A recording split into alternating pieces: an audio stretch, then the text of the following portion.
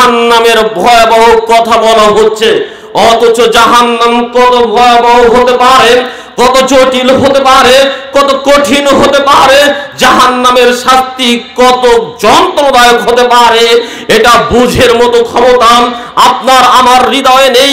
আপনার আমার কর্ণকুহরে জাহান্নামের এই জ্বালাময়ী শাস্তি আঘাত হানতে পারছে না। তাই তো আপনি আমি আজকের এই ওয়াজ মাহফিল প্যান্ডেলে না এসে আপনি আমি বসে রয়েছি ওই মেলাতে, ওই বাজারেতে, ওই চায়ের দোকানে। আপনি আমি আত্মীয় স্বজন নিয়ে এই মাহফিল কেন্দ্রিক মেলা জমিয়ে দিয়েছি, বাড়িতে মেহমানদারির হিড়িক পড়ে গিয়েছে। অথচ আজকের এই ওয়াজ মাহফিল হয়েছিল আপনার বাড়িতে মেহমানদারিত্ব করার জন্য নয়, এই ওয়াজ মাহফিল হয়েছিল আপনাকে পরকাল মুখী করার জন্য। আপনি জাহান্নামের ভীতি সন্ত্রস্ত কথা শুনে আল্লাহর কন্দনে কন্দনরত হয়ে আল্লাহর ইবাদত বন্দিকিতে আপনার জীবন অতিবাহিত করবেন। আপনার হৃদয়ের মাঝে আল্লাহর ভয় আসবেন, কবরের শাস্তির ভয় আসবেন, জাহান্নামের ভয় আসবে। এই ভয় ভীতি ঢুকিয়ে দেওয়ার জন্য আজকের এই হাজার হাজার টাকা খরচ করে এই ইসলামী সম্মেলন বা ইসলামী জলসার আয়োজন করা হয়েছে।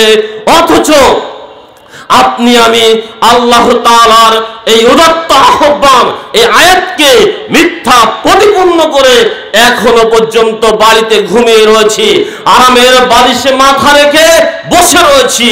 এজন্য আজকের এই মাইকের আওয়াজ যত দূর যাচ্ছে, যাদের কর্ণকুহর পর্যন্ত এই আওয়াজ শব্দ চলে যাচ্ছে, তাদের নিকটে এই আলোচনার শুরুতেই সবিনয় অনুরোধ করছি, চলে আসুন, এই ওয়াজ মাহফিলে চলে আসুন।